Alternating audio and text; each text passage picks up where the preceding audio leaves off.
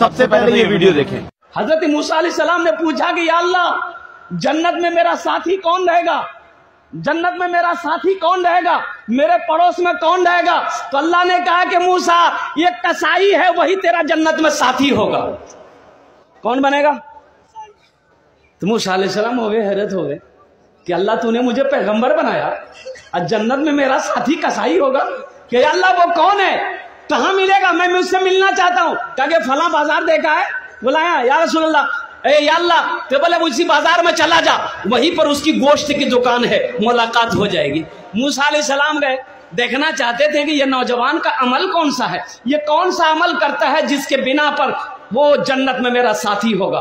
वो गया तो गोश्त की दुकान पे गोश्त काट रहा है, ग्राहक आ रहा है, गोश्त दे रहा है।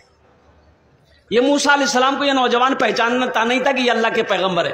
मूसा अलैहिस्सलाम दूर बैठे देख रहे हैं कि ग्राहक आ रहा है, गोश्त काट रहा है, वजन करके दे दे रहा, और कुर्बान जाओ, गोश्त को वजन कर रहा है, वो बेचता चला जा रहा है। मूसा अलैहिस्सलाम देखना चाहते हैं कि ये नौजवान कौन सा अमल करता है, क्या तहज्जुद पढ़ता है, कितना इबादत गुजार है, क्या है ये मैं जन्नत में मेरा साथी है।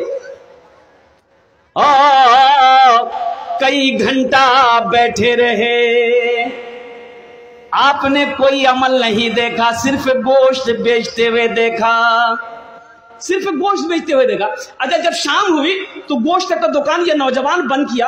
अब कुछ नरम नरम गोश्त को जो है काट के उन्होंने अपना झोला में डाला, दुकान समेटा, झोला उठाया, घर की तरफ चलने लगा। तो मूसा अलैहिस्सलाम ने कहा कि नौजवान जरा ठहर। बोला कहिए।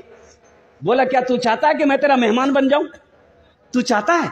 तो नौजवान ने कहा कि खुशनसीबी हमारी है, अगर आप मेरे घर चलना चाहे, आप मेरे मेहमान बन जाइए। पहचानता नहीं था कि अल्लाह के पैगंबर। बोला शौक से आप मेरे घर चल सकते हैं। बोला चल। आगे आगे नौजवान है, पीछे पीछे अल्लाह के पैगंबर हजरत मूसा अलैहिस्सलाम है। जब घर पर ये नौजवान पहुंचा, मूसा अलैहिस्सलाम को बिठाया, देखता है कि इस कोने में एक चारपाई पड़ी है, वहां पर एक ज़ईफा औरत, कमजोर सी नहीफ सी औरत, बुढ़िया जो है वो पड़ी हुई। ये नौजवान करीब गया और माँ से इशारे में कुछ बात किया, बुढ़िया से, ज़ईफा से, और उठाया, पानी के चंद घोंट पिलाए, फिर माँ को सुला दिया। वो नौजवान आया, बर्तन धोया, हांडी चढ़ाया चूल्हे पे और गोश्त पकाया। गोश्त पकाने के बाद आटा गोंदा, रोटी पकाई, और रोटी पकाने के बाद एक प्याला लिया, शोरबा डाला गोश्त का, और वो एक रोटी तोड़ करके उसमें अच्छा से मिलाया, मुलायम किया, एकदम साफ लिक्विड कर दिया। मूसा अलैहिस्सलाम देखते जा रहे हैं, अल्लाह के पैगंबर देखते जा रहे हैं। कुर्बान जाइए, लिक्विड हो गया।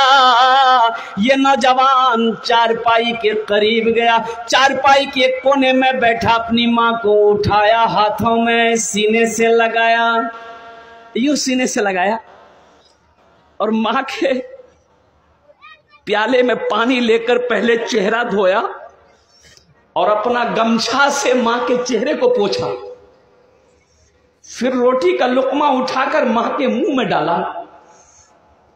वो मां खाती जा रही है, कुछ बोल रही है, इतनी ताकत तो नहीं, आवाज तो नहीं है वो दूर वाले समझ पाए। तो मूसा अलैहिस्सलाम ने कान लगाया कि ये बोल क्या रही है। तो नौजवान से पूछा कि तेरी मां कुछ बोल रही है? तो नौजवान बोला कि मैं क्या बताऊं, मेरी मां ऐसी दुआ मांग रही है कि मैं बता नहीं सकता। मैं अपनी माँ की खिदमत करता हूँ तो मेरी माँ यही दुआ करती है हमेशा कि या अल्लाह, मैं अपने बेटे से राजी हूं, तू इसे जन्नत में मूसा का साथी बना दे, मूसा का साथी बना देना। तो बताइए कहां हम गुनहगार हैं? अब मूसा अलैहिस्सलाम अल्लाह के पैगंबर हैं, भला साथी बन सकते हैं? मूसा अलैहिस्सलाम ने उसके पीठ पे हाथ को रखा और कहा कि बेटा, जानते हो तुम खुशनसीब हो, अल्लाह ने वो मकाम अता फरमाया, मूसा तेरे सामने खड़ा है। मां की दुआ रद्द नहीं होती, बाप की दुआ रद्द नहीं होती।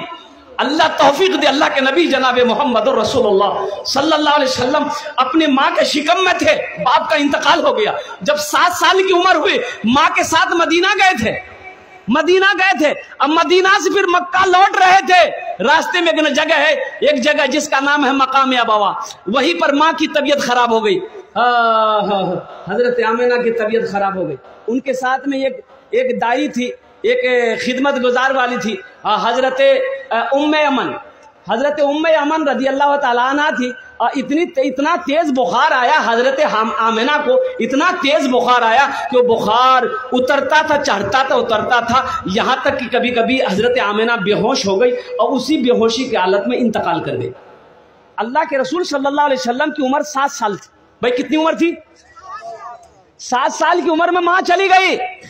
तो अल्लाह के रसूल ने एक मौके पर इरशाद फरमाया, काश मेरी मां आमिना जिंदा होती, मैं ऐशा की नमाज पढ़ रहा होता, सूरह फातिहा तिलावत कर रहा होता, मेरी मां आमिना आवाज देती, बेटा मोहम्मद, तो मैं नमाज तोड़कर मां की बारगाह में हाजिर हो जा, मैं नमाज तोड़कर मां की बारगाह में हाजिर हो जा। पीते पीते दूध कभी चल में जब छुप जाते थे, खुद ठंडक में मां सोती, गोदी में हम सो जाते थे, गोदी में हम सो जाते थे। मां नया कपड़ा पहन के बैठी है, बच्चा को गोद में लेकर, बच्चा पेशाब कर दिया, मां को घिन नहीं आती। रात में बिस्तर में बच्चा सोया है, बच्चा पेशाब कर दिया और कोई दूसरा बिस्तर नहीं है, मां पेशाब की तरफ आके लेट जाती है, अपने बच्चे को सूखे में सुलाती। मां बाप का मकाम तो देखो क्या है।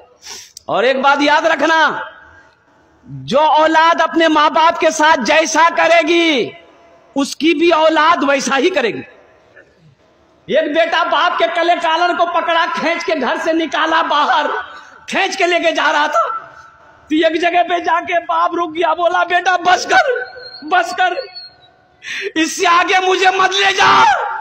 यहीं तक मैंने भी अपने बाप को कालर पकड़ के खींच के लाया था, यहीं तक मैंने भी अपने बाप को कालर पकड़ के खींच के लाया था, उसका बदला तुमने वसूल कर लिया है। इसलिए नौजवानों, मेरे बच्चों, एक बात याद रखना, आज तुम जैसे अपने माँ बाप के साथ करोगे, कसम खुदा कि तुम्हारी औलाद भी कल होकर वैसा ही तुम्हारे साथ करेगी। ये बदला है, ये बदला है, ये बदला है। हो जैसी करनी वैसी भरनी। तो इंशाल्लाह अपने माँ बाप के साथ अच्छा सलूक करेंगे मेरे भाई, करेंगे इंशाल्लाह। कितने लोग करोगे?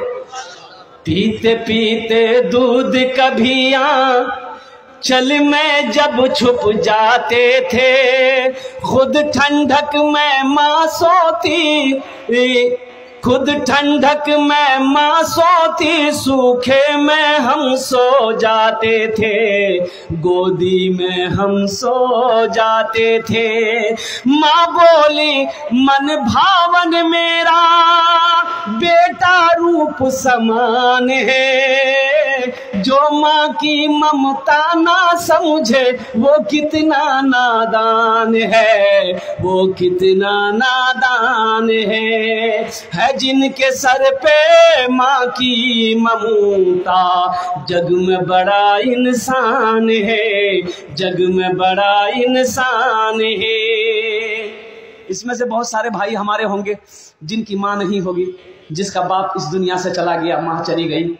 अफसोस होता मेरे बच्चों, माँ बाप का मकाम क्या है, माँ बाप कैसी दौलत है। उनके दिलों से पूछो जिनकी माँ बाप जिंदा नहीं है, मुझसे पूछो कि मेरे माँ बाप आज नहीं है, कुर्बान जाओ। उनसे पूछो जिनकी माँ नहीं है, जिसका बाप नहीं है, तुम क्या समझोगे। इस दौलत, ये दौलत अल्लाह ने दिया है, इसकी इज्जत करो, इसलिए कि माँ बाप के कदमों के नीचे जन्नत है।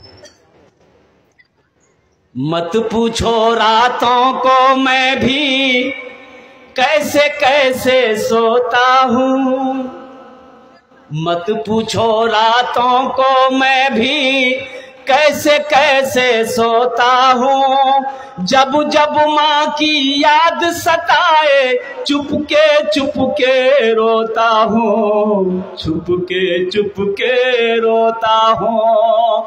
है दर माँ के चरणों में तन मन धन कुर्बान है, जो माँ की ममता ना समझे वो कितना नादान है, वो कितना नादान है। उनके दिल से पूछो